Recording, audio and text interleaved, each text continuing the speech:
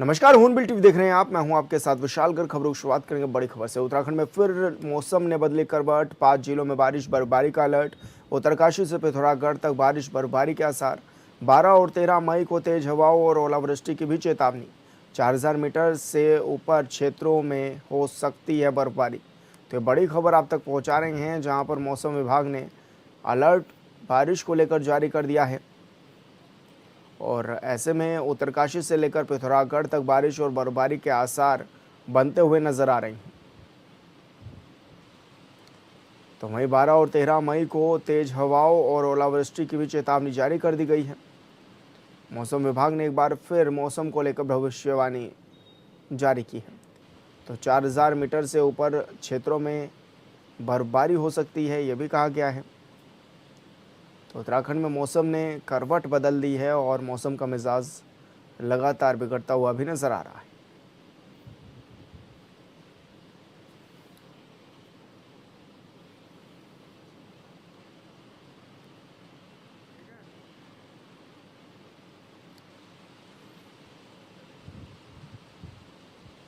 और संवाददाता योगेश आर्या हमारे साथ फोन लाइन पर जुड़ गए हैं। योगेश, क्या कुछ जानकारी मिल रही है, किस तरह का मौसम रहने वाला है? मौसम विभाग ने क्या कुछ भविष्यवाणी जो है वो जाहिर की है? देखिए विशाल, उत्तराखंड में मौसम ने करवट लेनी शुरू कर दी है। पहाड़ों में बर्फबारी और बर्फबारी के साथ साथ बारिश के आसार जो है वो बनते हुए नजर आ रहे हैं। 12 और 13 मई को ओलावृष्टि की चेतावनी जो है वो जारी की गई है, लेकिन आज से पश्चिमी विक्षोभ के सक्रिय होने के चलते 5 जिलों में बर्फबारी और बारिश के को लेकर के येलो अलर्ट जारी किया गया है। अगर देखा जाए तो जिस जिलों के लिए अलर्ट जारी किया गया है उनमें बागेश्वर, चमोली, देहरादून, पिथौरागढ़, रुद्रप्रयाग, टिहरी, गढ़वाल, उत्तरकाशी के अलग अलग स्थानों पर जो है ये स्थिति बनती हुई नजर आएगी। इसके अलावा चक्राता, बरकोट, मसूरी, गंगोत्री, केदारनाथ, बद्रीनाथ, तुंगनाथ जैसे इलाकों में भी जो है बिजली कड़कने और तेज हवाओं के साथ तूफान आने की संभावना जो है वो बनती हुई नजर आ रही है। और ये कहा जा रहा है कि पहाड़ों में के जो आसार लग रहे हैं मौसम के, उसके चलते 4000 मीटर से अधिक के जो क्षेत्र हैं उनमें बर्फबारी देखने को मिल सकती है। ओलावृष्टि का भी येलो अलर्ट जो है इस दौरान जारी किया गया है। तो यानी कि अगर देखा जाए तो एक बार फिर जो है उत्तराखंड में पर्वतीय इलाकों में जो है मौसम परिवर्तित होता हुआ नजर आ रहा है, जिस तरह से मौसम विभाग ने कहा कि पश्चिमी विक्षोभ सक्रिय होता हुआ नजर आ रहा है। जी। लेकिन योगेश, ऐसे में क्योंकि चारधाम यात्रा भी जारी है, बड़ी संख्या में जो लोग हैं वो उत्तराखंड का रुख कर रहे हैं, उनसे क्या कुछ अपील भी की जा रही है और किस तरह से अलर्ट जो है वो जारी किया गया है उन लोगों के लिए भी?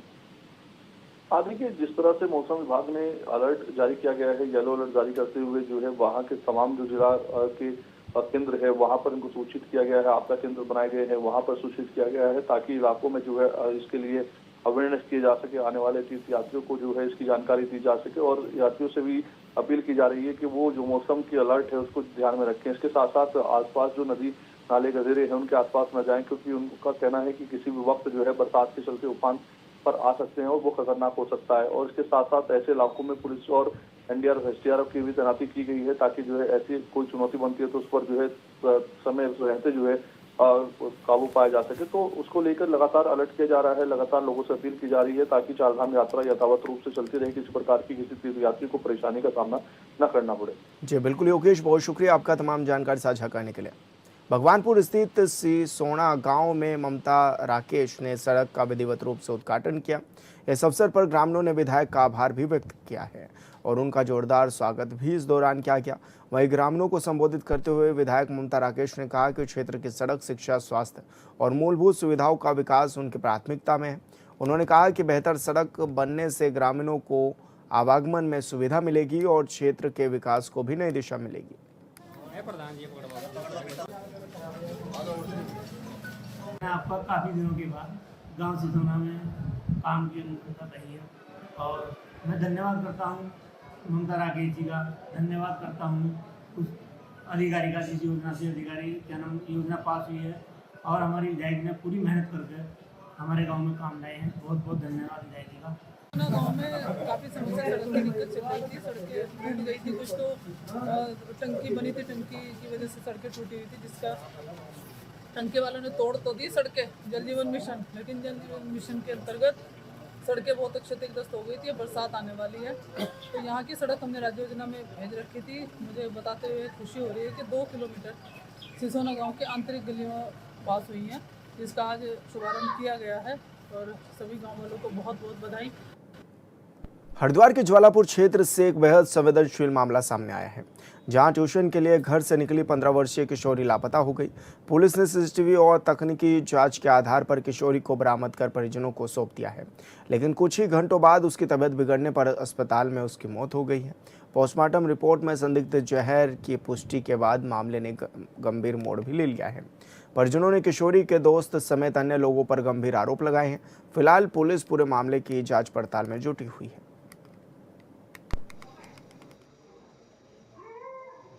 इस बालिका से जब पूछताछ अन्य तरीके से की गई तो उस बालिका के द्वारा किसी भी तरीके के उस समय अपराध के संबंध में या अन्य अपराध के संबंध में कोई बात नहीं बताई। लिहाजा लगभग 3:30 बजे के करीब में दिन के जो इनके परिजन थे, जो इनके दादा दादी थे, वो इस बालिका को लेकर के अपने घर को चले गए थे। रात में लगभग 9:15 बजे सूचना मिली कि इस बालिका की तबीयत खराब हो गई है और परिजन लेकर के गए हैं। जो थाने से जाने के बाद लगभग 6 घंटे बाद सिटी अस्पताल में तो हमारी पुलिस टीम वहां पहुंची। वहां पे डॉक्टर ने बालिका को मृत घोषित कर दिया गया। तो उसके बाद से मोर्चरी भिजवाया गया। सुबह पंचायतनामा की कार्रवाई करने के बाद डॉक्टर के पैनल से इसमें पोस्टमार्टम कराया गया, विद वीडियोग्राफी कराया गया। जो प्रारंभिक तौर पे हमें डॉक्टर से बात करके पता चला, उसमें सस्पेक्टेड पॉइजनिंग की बात आई है। मिश्रा हमारी जो डॉक्टर की टीम है उनको अपने संरक्षण में लिया गया है और उसको कल हमारे द्वारा FSL को भेजा जाएगा। आज वार्ता के क्रम में जब इनके परिजन थे, जिसमें स्पेशली इनकी जो दादी थी, उनके द्वारा कुछ चीज़ें बताई गई हैं, उन चीज़ों को भी कहीं ना कहीं हमारे द्वारा लिंक किया जाएगा, उनका सत्यापन किया जाएगा और अगर इसमें किसी तरह के अपराध की पुष्टि होती है तो निश्चित रूप से जो भी इसमें दोषी होंगे उनके विरुद्ध हमारे द्वारा कार्रवाई की जाएगी। खबर हरिद्वार से है, जहां चंडी देवी मंदिर पैदल मार्ग के पास जंगल में अज्ञात महिला का शव मिलने से सनसनी फैल गई है। बता दें कि करीब 3 से 4 दिन पुराना शव ये बताया जा रहा है और शिनाख्त के प्रयास भी किए जा रहे हैं।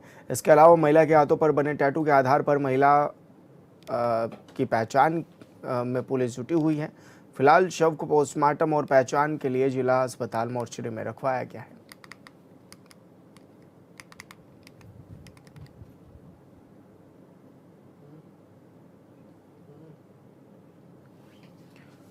तो शव को पोस्टमार्टम के लिए मोर्चरी में रखवाया गया है। जंगल में अज्ञात महिला का शव ये मिला है।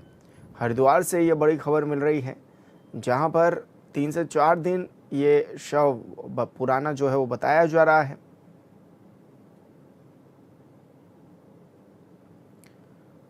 ऋषिकेश के शिवपुरी थाना मुनि के रेती क्षेत्र में हाईवे पर निर्माण कार्य चल रहे स्थान पर यात्रियों से भरी बस अनियंत्रित होकर पलट गई, जिसमें 25 यात्री, एक ड्राइवर और एक कंडक्टर सवार था। यह सभी चारधाम यात्रा कर बद्रीनाथ से हरिद्वार लौट रहे थे। पुलिस के मुताबिक ड्राइवर की खिड़की अचानक खुल गई, जिसके बंद करने के दौरान बस का संतुलन बिगड़ गया और वो सड़क पर पलट गई। हादसे में एक महिला यात्री को चोट आई है, जिसे राजकीय जिला चिकित्सालय में पहुंचाया गया है।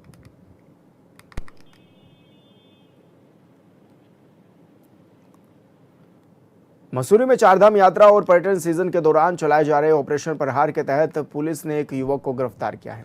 युवक अपने पिता की पुलिस वर्दी और पी कैप का इस्तेमाल कर टोल टैक्स और पार्किंग में फ़ायदा उठाने की कोशिश कर रहा था। वो शराब के नशे में गाड़ी चलाता भी मिला है, जिसके बाद पुलिस ने उसकी कार सीज कर दी और कानूनी कार्रवाई उस पर की है। जानकारी के मुताबिक पुलिस को लाइब्रेरी चौक पर एक वैगनार कार दिखाई दी। कार के डैशबोर्ड पर उत्तर प्रदेश पुलिस की पी कैप और पीछे उपनिरीक्षक की वर्दी रखी होने पर पुलिस को शक हुआ। जांच में पुलिस ने पाया कि वो नशे की हालत में वाहन चला रहा था।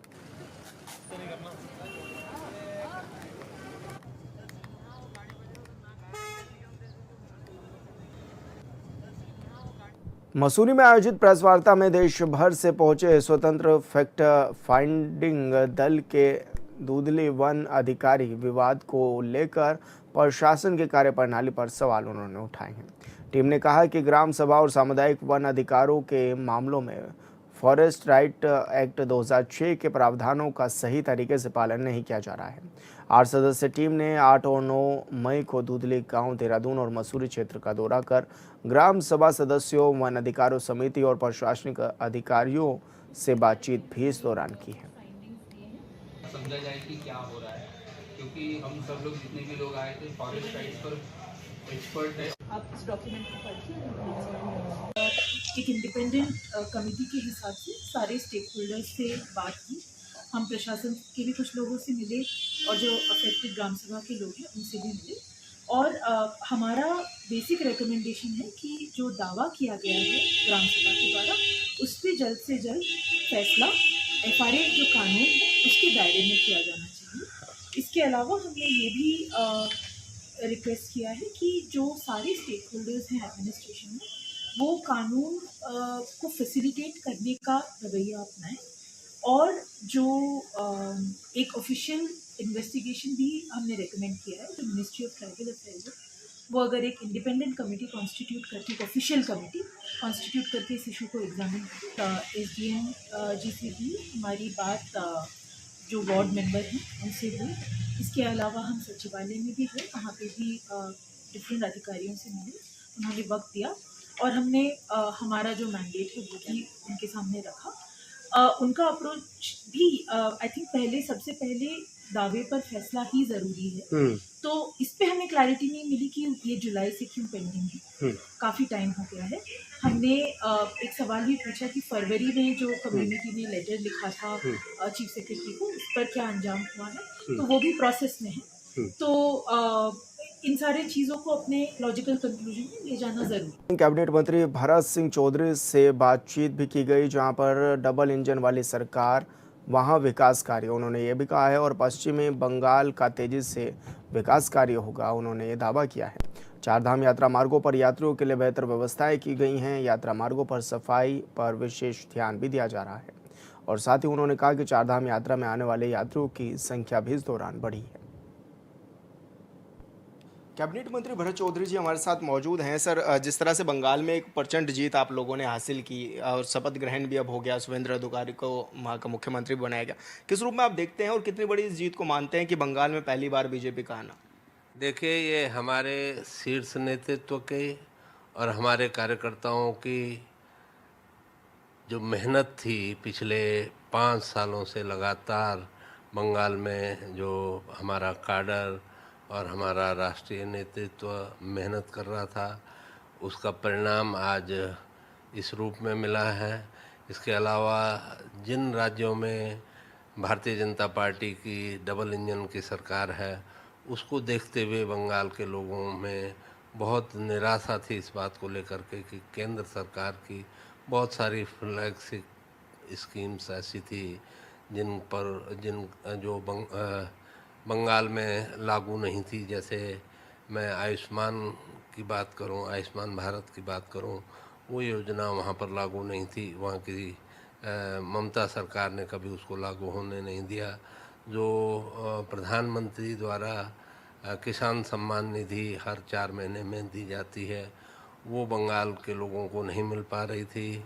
उसके अलावा जो गरीब अन्न योजना है, जिसमें 80 करोड़ लोगों को मुफ्त राशन दी जाती है, उसका लाभ बंगाल में लोगों को नहीं मिल पा रहा था।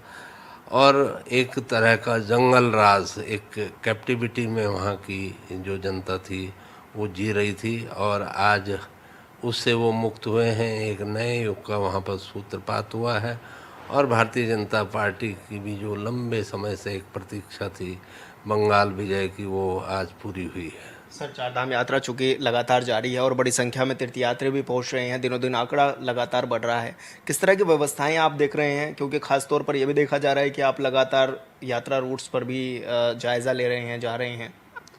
व्यवस्थाएं बहुत शानदार हैं, लेकिन जैसा आपने खुद कहा कि यात्रियों की संख्या दिनों दिन बढ़ती जा रही है, लेकिन उसके बावजूद भी पुख्ता इंतजामात जो है वो यात्रा रूट पे किए गए हैं। सड़कें बहुत बेहतर हो चुकी हैं और उसके अलावा स्वास्थ्य की अगर हम बात करें, सैनिटेशन की अगर हम बात करें, तो बहुत बेहतर व्यवस्थाएं इस समय वहाँ पर की गई हैं। हेली सेवाएं बहुत कायदे से, जिसको कह सकते हैं कि किसी तरह की कोई अव्यवस्था वहाँ पर नहीं है। और जो घोड़े खच्चर हैं, लगभग आपकी जानकारी में होगा कि 5000 से ऊपर खच्चर जो हैं, घोड़े खच्चर वहाँ पे यात्रा में रहते हैं, उनके लिए भी बहुत बेहतरीन व्यवस्था की गई है।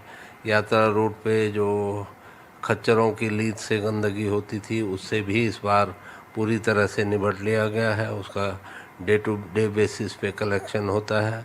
उसके ब्रिक बनाए जा रहे हैं, फ्यूल के रूप में उसको इस्तेमाल किया जा रहा है।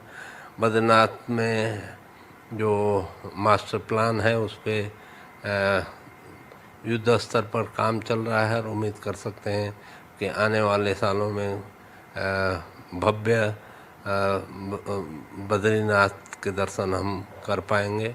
एक जो टाउनशिप वहाँ पे डेवलप हो रही है, एक स्मार्ट टाउनशिप जो डेवलप हो रही है, वो अपने भव्य रूप में हमारे सामने होगी।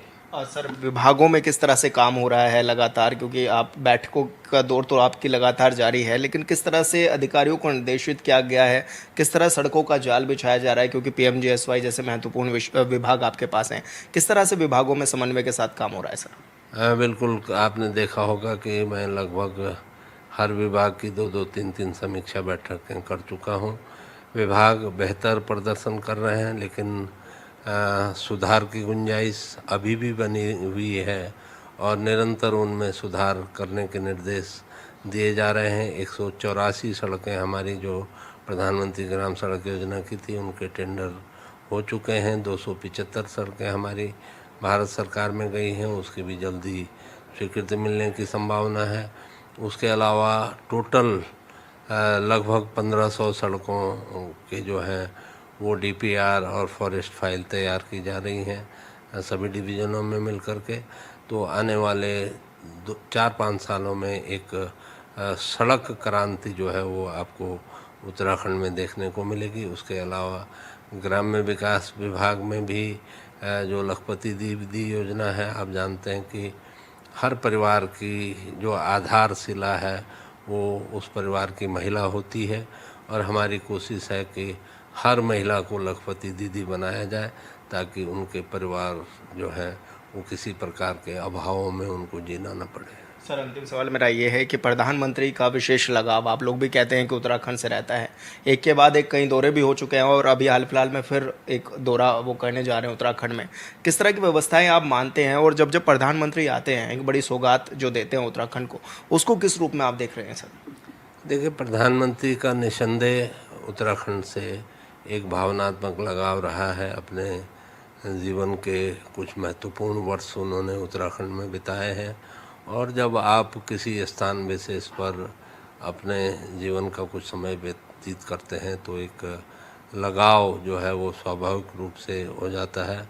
उसके अलावा जो यहाँ का युवा नेतृत्व है, पुष्कर सिंह धामी जी के नेतृत्व में जिस तरह से सरकार काम कर रही है, जिस तरह से नए नए आयाम इस सरकार ने स्थापित किए हैं, उससे भी शायद मोदी जी काफ़ी प्रसन्न है और यही वजह है कि उनकी अनुकंपा हमेशा उत्तराखंड पे बनी रहती है और जब भी वो उत्तराखंड आते हैं तो कोई ना कोई सौगात इस प्रदेश को दे करके जाते हैं। धन्यवाद सर, हमसे बातचीत करने के लिए। भरत चौधरी जी हमारे साथ मौजूद थे जो कि तमाम विषयों पर हमारे साथ बातचीत कर रहे थे। हॉर्नबिल टीवी के लिए देहरादून से विशाल गर्ग। कैबिनेट मंत्री खजान दास ने हॉर्नबिल टीवी से खास बातचीत की जिसमें उन्होंने पश्चिम बंगाल की जनता का आभार जताते हुए कहा है कि पश्चिम बंगाल में बीजेपी की ऐतिहासिक ये जीत हुई है। वहाँ पार्टी कार्यकर्ताओं ने भी कड़ी मेहनत की थी जिसका फल मिला है। मंत्री खजान दास जी हमारे साथ मौजूद हैं। सर, बंगाल में जिस हिसाब से पश्चिम बंगाल में आपने जीत दर्ज की है, किस रूप में आप उसको देख भी रहे हैं और किसका श्रेय मानते हैं आप इस जीत में? देखिए, सबसे पहले मैं बंगाल के कार्यकर्ताओं का और वहाँ की जनता का आभार व्यक्त करना चाहूँगा, धन्यवाद ज्ञापित करना चाहूँगा और विशेषकर अपने देश के प्रधानमंत्री आदरणीय मोदी जी का और विशेषकर जिस तरह से जो है आदरणीय अमित शाह जी जो हमारे चाणक्य कहलाते हैं और जिस तरह से उनकी रणनीति रही है, माननीय गृह मंत्री जी की बहुत मेहनत वहाँ पर उन्होंने की है और इसी के साथ हमारे नितिन नवीन जी जो नए राष्ट्रीय अध्यक्ष बने हैं और ये उनके लिए पहला चुनाव भी था और उनकी प्रतिष्ठा भी थी और इसलिए 3 राज्यों में भारतीय जनता पार्टी ने चुनाव जीते हैं और बंगाल में तो ऐतिहासिक जीत हुई है, भूतो न भविष्य। और 69 साल से वहाँ पर एक क्षत्रिय राज था, किंतु भारतीय जनता पार्टी ने जो मेहनत की है वहाँ के कार्यकर्ताओं ने जिस तरह से लगातार मेहनत की, और कार्यकर्ताओं का वो बलिदान भी हम याद करते हैं कि वहाँ कार्यकर्ताओं के साथ जो वहाँ पर खून खराबा हुआ, मर्डर तक किए गए, ये बिल्कुल एक तानाशाही का रवैया ममता बनर्जी का रहा है।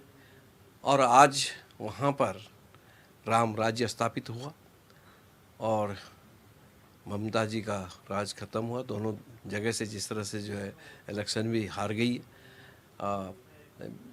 परंतु भारतीय जनता पार्टी एक ऐसी पार्टी है कि जो सबका साथ सबका विकास को लेकर के चलती है। हमारी पार्टी, हमारी सरकार, हम उस तरह का रवैया न हमारे संस्कृति में है जिस तरह से रवैया उन्होंने हमारे कार्यकर्ताओं के साथ अपनाया है। मारपीट के लिए अधिकारियों के साथ भी, केंद्रीय अधिकारी जब वहाँ जाते थे तो उनको भी ममता जी जिस तरह से जो बातचीत करती थी और जिस तरह का रवैया वहाँ पर रहा, उनकी फाइलें छीनना बहुत ही ज़्यादा अहम हो गया था, बहुत बड़ा घमंड हो गया था। तो घमंड तो रावण का भी नहीं रहा। जिनके 10 शीश थे, 20 भुजाएं थी, सोने की लंका थी, उनका भी राज समाप्त हुआ और राम राज्य स्थापित हुआ। इसी तरह से बंगाल को जीतने से कार्यकर्ताओं में खुशी की लहर है। और विशेषकर मैं ये भी कहना चाहूँगा कि बंगाल की जीत आने वाले समय की जीत को दर्शाएगा। जिस तरह से एक हवा चली है, भारतीय जनता पार्टी के प्रति लोगों का रुझान बढ़ रहा है और आने वाला जो 27 का चुनाव होगा उसमें भारतीय जनता पार्टी हैट्रिक जीत के साथ पुनः सत्ता में लौटेगी और माननीय पुष्कर सिंह धामी जी हमारे पुनः मुख्यमंत्री होंगे। सर, आप तो कह रहे हैं कि मेहनत रही है, लेकिन राहुल गांधी कह रहे हैं कि वोट चोरी आप लोगों ने कर दी। अब मुझे तो लगता है कि 99 बार वो हार गए हैं। अब मुझे तो कुछ कहना नहीं है राहुल जी के ऊपर। बहुत बुद्धिमान व्यक्तित्व के धनी हैं और ऐसे बुद्धिमान व्यक्तित्व उन्हीं की पार्टी को मुबारक हो। किंतु जिस तरह से अब लोग कांग्रेस को नकार रहे हैं, और सच्चाई भी है कि अब कांग्रेस डूबता हुआ जहाज है, लोग वहाँ से निकलने की कोशिश कर रहे हैं और सही रास्ते पर भगवान राम की पार्टी की ओर बढ़ रहे हैं। और मोदी जी हमारे गौरव है। उनके नेतृत्व में जहाँ जहाँ भी चुनाव होते हैं हम जीत कर के आते हैं। और उत्तराखंड की हम बात करें तो उत्तराखंड के प्रति माननीय देश के प्रधानमंत्री जी का सदैव आशीर्वाद रहा है, और इसलिए भी आशीर्वाद रहा कि उनका आस्था का प्रतीक भगवान केदारनाथ है। और जब केदारनाथ की धरती में आते हैं तो उत्तराखंड की बात करते हैं और उत्तराखंड को कुछ न कुछ दे के जाते हैं। बहुत बड़ी उपलब्धि हम सबके लिए। और विशेषकर माननीय पुष्कर सिंह धामी जो हमारे मुख्यमंत्री हैं सूबे के, उनके ऊपर विशेष कृपा है, उनकी भी है।